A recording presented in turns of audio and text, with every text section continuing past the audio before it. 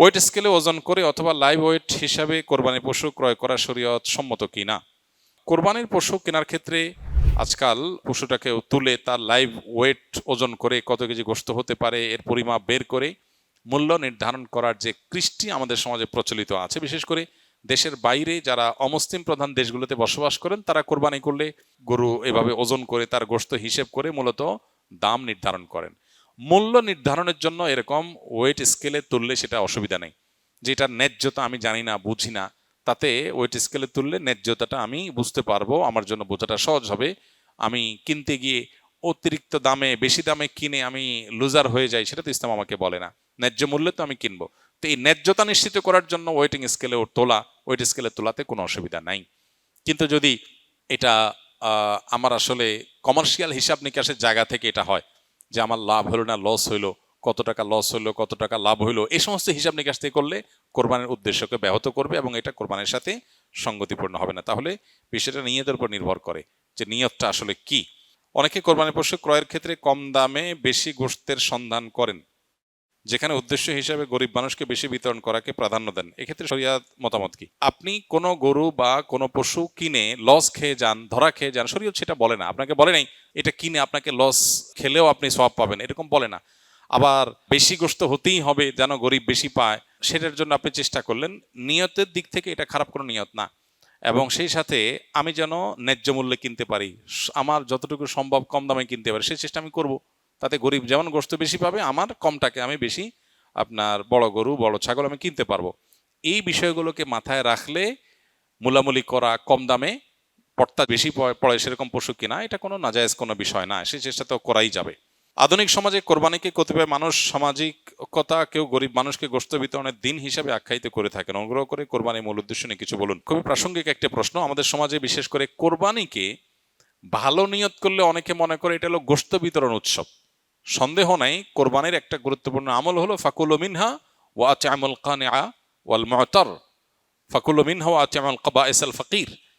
আমরা দরিদ্রদেরকে দান করব কোরবানির গোশত, এটা একটা আমল, সন্দেহ নাই। কিন্তু এটাকেই কোরবানির মূল উদ্দেশ্য বানিয়ে ফেলেছি আমরা আজকাল। কোরবানিতে যে ত্যাগের মহিমা আছে, আল্লাহর নির্দেশের সামনে নিজের ইচ্ছাকে কোরবানি করার শিক্ষা আছে, এর সূচনাতে যে শিক্ষা আছে ইব্রাহিম আলাইহিস সালাম থেকে নিয়ে এবং এখনো পর্যন্ত সেই যে শিক্ষাটা আছে সেটা অনেক সময় আমরা ভুলে যাই, যেটা আমাদের কোরবানির যে আসল উদ্দেশ্য সেটাকে ব্যাহত করে। ঠিক একইভাবে কোরবানি সামাজিকতায় রূপ নিয়েছে অনেকের ক্ষেত্রে। চক্ষু লজ্জা, মানুষ কি বলবে, আমার পশুটা কত বড়, এটা জাহির করা একটা প্রবণতা এসে গেছে। এটাও দুর্ভাগ্যজনক এবং অনাকাঙ্ক্ষিত হওয়া উচিত না। ইমানদার কোরবানি নিবেদন করবে আল্লাহ তাআলার কাছে। পাশাপাশি কোরবানি এর পশু এটা প্রদর্শন করে বেড়ানো, বিশেষ করে বাহবা নেওয়ার জন্য এবং অন্যদের থেকে নিজেকে শ্রেষ্ঠ প্রমাণ করবার জন্য, এটা তো একেবারেই ইখলাসের সাথে অসঙ্গতিপূর্ণ বিষয়। বাকি ছেলেদের, কিশোরদের আপনার কোরবানিকে ঘিরে আনন্দ, পশুকে ঘিরে আনন্দ এবং সেটাকে নিয়ে সামাজিক যে উৎসব মুখর পরিবেশ তৈরি হয়, সেটার ভালো দিক হলো এটা ইসলামিক একটা কৃষ্টি, একটা কালচারকে ডেভেলপ করে, একটা প্রতিষ্ঠিত করে সমাজে। এটার ব্যাপক প্রতিষ্ঠিতি এবং প্রচার, এটা ভালো দিক আছে এবং সেটা অবশ্যই গ্রহণযোগ্য হতে পারে একটা লেভেল পর্যন্ত। কিন্তু এটা যদি রিয়া বা লৌকিকতা পর্যন্ত, বিশেষ করে প্রদর্শন ইচ্ছার দিকে চলে যায়, তাহলে সেটা অবশ্যই অনুচিত কাজ হবে এবং সেখান থেকে আমাদেরকে ফিরে আসতে হবে।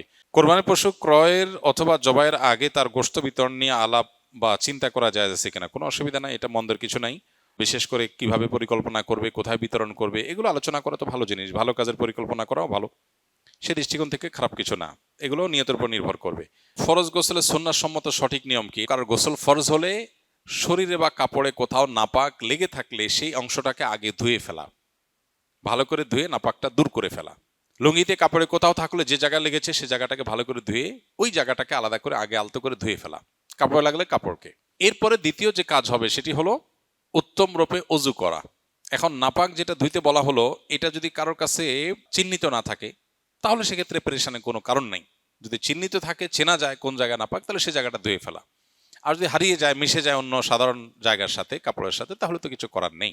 এক্ষেত্রে দ্বিতীয় কাজ হবে হলো অজু করা, উত্তম রূপে অজু করা।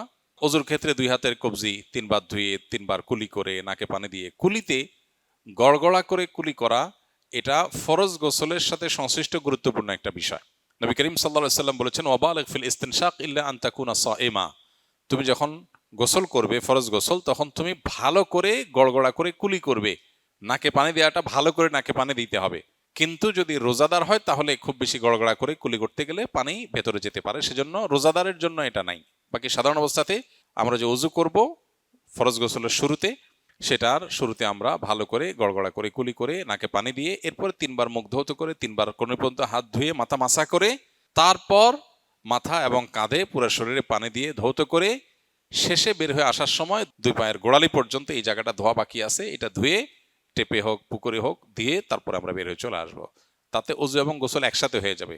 এভাবে সুন্নাহসম্মত ফরজ গোসল বা সুন্নাহসম্মত গোসল আদায় করলে গোসলের সাথে ওযু অটোমেটিক হয়ে যাবে, আলাদা ওযু আর করার প্রয়োজন নাই। হ্যাঁ, গোসল করতে করতে যদি আবার কেউ পেশাব আসে, কারোর পেশার বেগ হয়, পেশাব করেন অথবা বায়ু ত্যাগ করেন, ওযু ভঙ্গের কোনো কারণ দেখা যায়, তাহলে তাকে আবার শুরু থেকে ওযু করতে হবে। আর যদি সেরকম কিছু দেখা না যায় তাহলে এটাই তার ফরজ গোসলের জন্য যথেষ্ট হবে। একই সাথে গোসলের সুন্নাহ, ফরজ গোসলের সুন্নাহটা আদায় হবে, অর্থাৎ শুধু গোসলের ফরজ আদায়ই হবে না, পাশাপাশি সুন্নাহসম্মত গোসল হবে।